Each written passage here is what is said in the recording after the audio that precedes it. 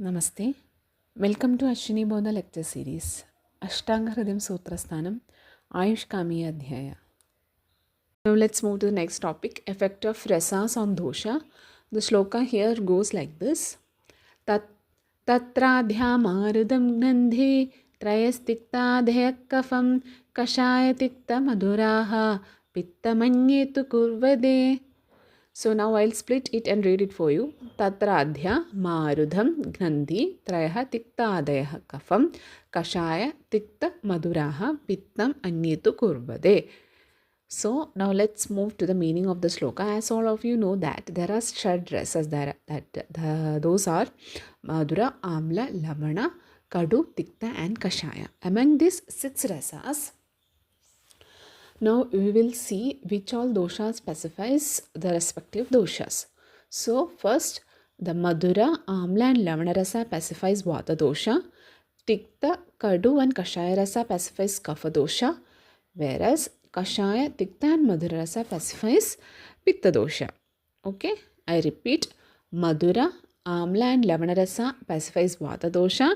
Tikta, Kadu and Kashaya rasa specifies Kapha dosha. And Kashaya, Tikta, Madhura rasa specifies Pitta dosha. Okay, so that is the meaning of the shloka. In the next slide, I have mentioned the effect of rasas on doshas in a tabular form. That is the order in which the rasas increase and specifies the respective doshas. Okay. As I have already mentioned, now I have mentioned this effect of rasas on doshas in a tabular form, so it will be easy for understanding.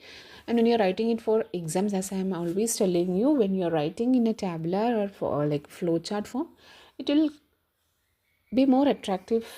Okay, so I have mentioned this in tabular form. Here, see, this is the order in which the rasas increase and pacifies the doshas. Okay, so I hope this doesn't need an explanation. It's very clear from this table itself. Now let's move to the next topic, that is virya or types of virya. So the shloka here goes like this. Ushna Shida Gunotkarshat Tatra Viryam Dvita Smridam. I'll split it and read it for you. Ushna Shida Gunotkarshad Tatra Virya Dvita Smridam. So there are 2 types of virya, that is Ushna virya and Shita virya. It's very simple to remember. And one more point you can just keep in mind that as all of you know that there are Gurvadi gunas, that is 20 gunas. So the entire 20 gunas are consolidated into 2 viryas in accordance to their functional supremacy. Okay, that is viryas are of 2 types, Ushna and Shita. So you should just remember 2 things, Ushna and Shita are the 2 types of virya. It's a very simple topic and shloka is also just 1 line. You can remember it easily. I repeat, Ushna Shida Gunotkarshat Tatra Virya Dvita Smridham. There are 2 types of virya, that is Ushna and Shita virya. So Ushna can be correlated with hot and Shita can be correlated to cold. Okay. So now let's move to the next topic, that is types of vibhaga. So the shloka here goes like this. Tridha vibhago dravyasya swadhamla kadukatmakaha. So I'll split it and read it for you. That is Tridha vibhago dravyasya swadu amla kadukatmakaha. That's it. So the meaning here goes like this. There are 3 types of vipaka. Before telling that, what is vipaka? Vipaka is the finally transformed state of food after digestion. So once after intake of food after digestion, the final transformed state is called as vipaka in simple terms for your understanding. Okay. In detail, in further chapters or in next classes, you will be knowing about this topic, what is vipaka in detail. Okay, so here we should just know in simple terms what is vipaka. That is, vipaka is the finally transformed state of the food after digestion. And here in the shloka it just mentions there are 3 types of vipaka, that is Madhura vipaka, Amla vipaka and Kadu vipaka. You should remember there are 3 types of vipaka, that is Madhura vipaka, Amla vipaka and Kadu vipaka. So tatra madura vipaka. So tatra madura lavanayor madura vibhagah. So here madura and lavana rasa attains madura vibhaga. Like that, similarly amla in amla rasa amlasya amlaha, that is amla rasa attains amla vibhaga. Third one kadu vibhaga, that is tikta kadu kashayanam kadugaha. Tikta kadu kashayanam kadugaha, that means tikta rasa, kadu rasa and kashaya rasa attains kadu vibhaga. So it is easy to remember. First one madura vibhaga, that means that is in madura and lavana rasa attains madura vibhaga. Amla rasa attains amla vibhaga. That is second one. Third one is kadu vibhaga, that is tikta kadu and kashaya rasa attains kadu vibhaga. So in this slide, the same three types of vibhaga I have just mentioned in a flow chart form. That is vibhaga is of three types: madura, amla and kadu. I just revise it. That is madura vibhaga, that is madura and lavana rasa attains madura vibhaga. Amla vibhaga, that is amla rasa attains amla vibhaga. Whereas in kadu vibhaga, tikta kadu and kashaya rasa attains kadu vibhaga. I hope it is clear for you. So now let's move to the next topic, that is types of dravya. The shloka here goes like this: shamanam gobhanam swasthahidam dravyamidi tridha. So I repeat: shamanam gobhanam swasthahidam dravyamidi tridha. There are three types of dravya: shamanam, gobhanam and swasthahidam. Okay, I hope this is clear. In the next slide I have given the explanation for the types of dravya. So here, as explained previously, there are three types of dravya, that is shamanam, gobhanam and swasthahidam. Let's go with shamanam. So dravyas that pacify doshas and thus helps to control the diseases are known as shamana dravya. Here it will pacify the doshas and helps in controlling the diseases, that is called as shamana dravya. The second one is gobhanam. Here dravyas that vitiate doshas and cause diseases are known as gobhana dravya. So that which vitiate the doshas and causes diseases are known as gobhana dravya, the exact opposite of shamana. Third one is swasthahidam, that is here dravyas neither vitiate nor pacify the dosha, but it helps to maintain their equilibrium and state of well-being are known as swasthahita dravyas. So it is very easy, from the Sanskrit terms only it is very clear. Shamanam, what is that? Here dravyas pacify the doshas and helps in controlling the diseases. Whereas what gobhana will do? Here dravyas vitiate the doshas and causes the diseases. And in swasthahita, here they neither vitiate nor pacify the doshas, but it helps to maintain the equilibrium and state of well-being. That is called as swasthahita dravya. I hope it is clear. So now let's move the next topic, that is vridhya and kshaya. The shloka here goes like this: vridhe samane sarvesham vibharide vibharyaha. So when I split it and read it for you, it goes like this: vridhe samane sarvesham viparidaihi viparyaha. Okay, so the meaning is similarity augments everything and dissimilarity the contrary. That means similar things will increase everything, whereas dissimilarity the contrary. Okay, so this is one of the important principle of Ayurveda. So it can be understood in this way also, and this principle have a very much important and significance in the aspect of treatment also. So the state of vridhi of a particular dosha can be pacified by providing the ahara and vihara which are qualitatively opposite to that. Okay, so if there is a vridhi of a particular dosha, when we are providing the ahara and vihara which is having the qualities opposite to it, it will pacify that dosha. Similarly, when there is kshaya, it can be normalized. That kshaya can be normalized by providing or supplementing the ahara and vihara which are having the similar qualities. Okay, so it can be balanced.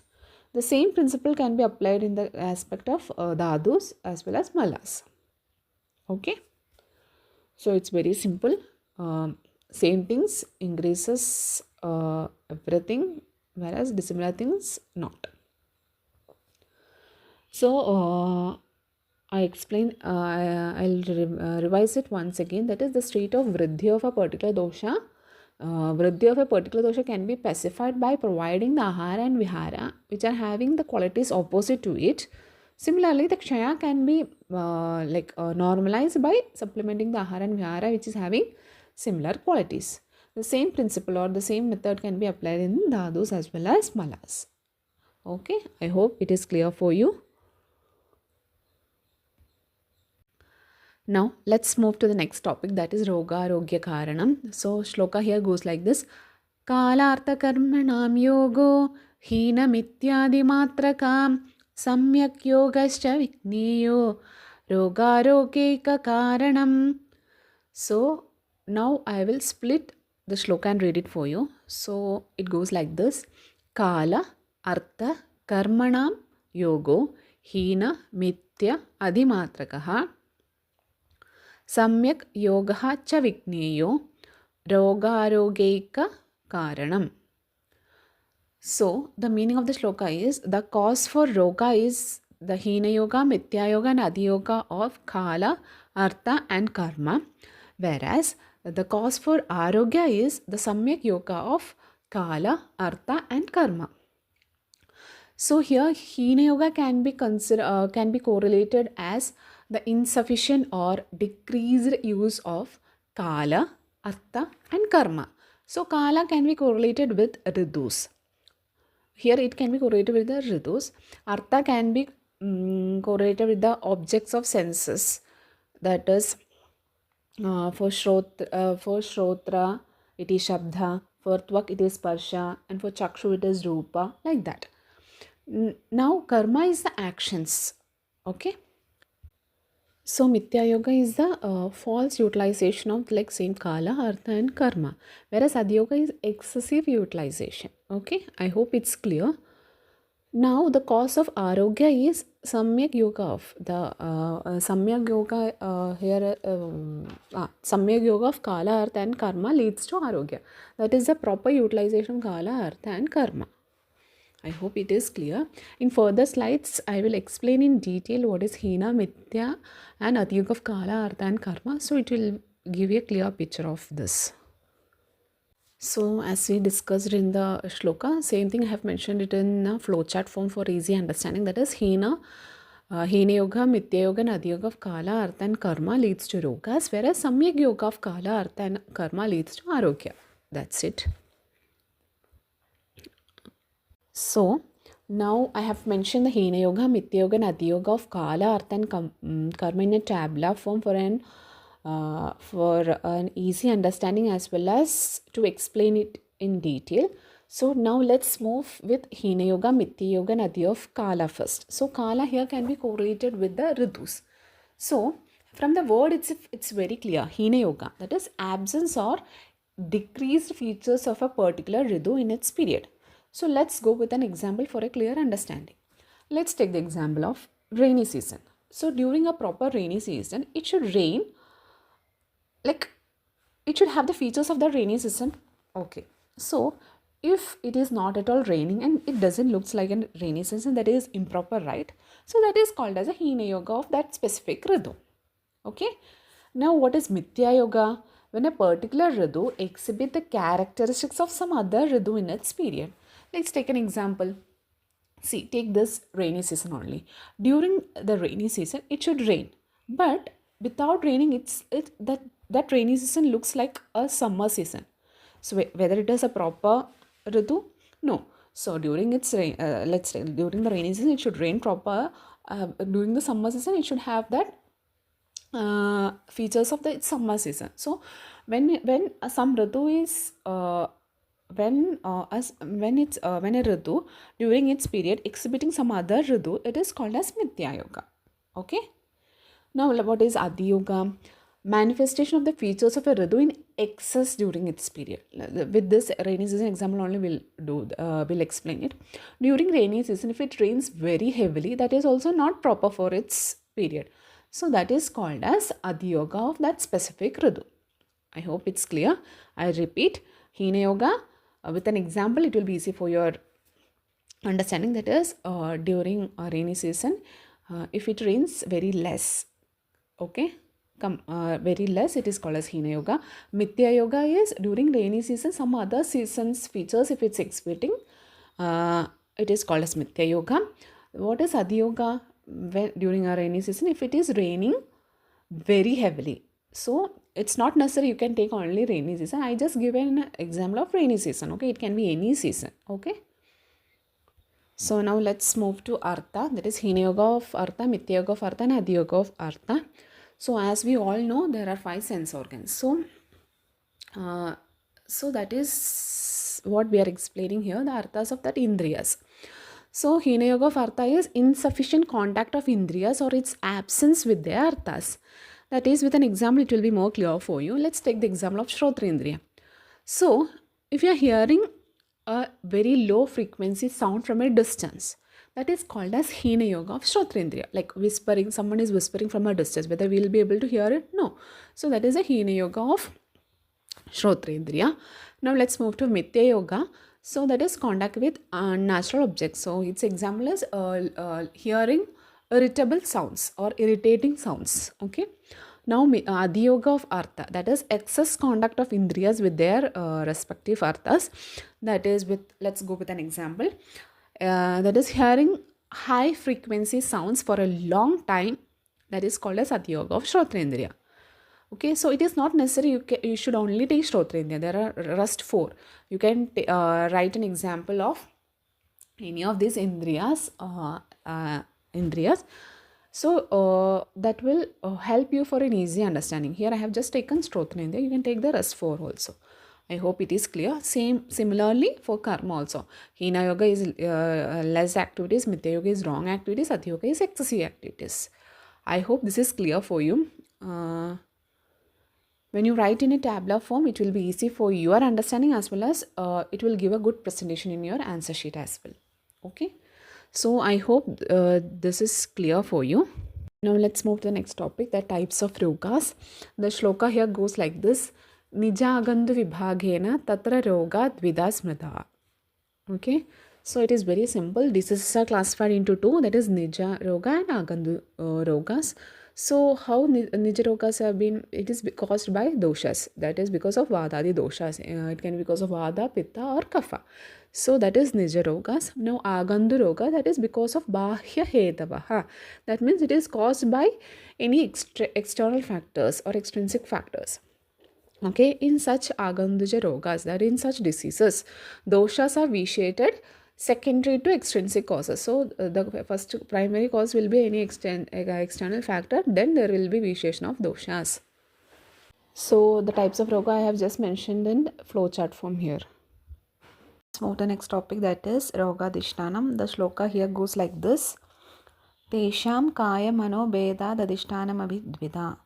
So there are 2 roga dishtana, that is a board of diseases are of 2. That is kaya and mana. Kaya is body, that sharira, and manas is mind. It's easy. So roga dishtanas are 2, kaya and mana.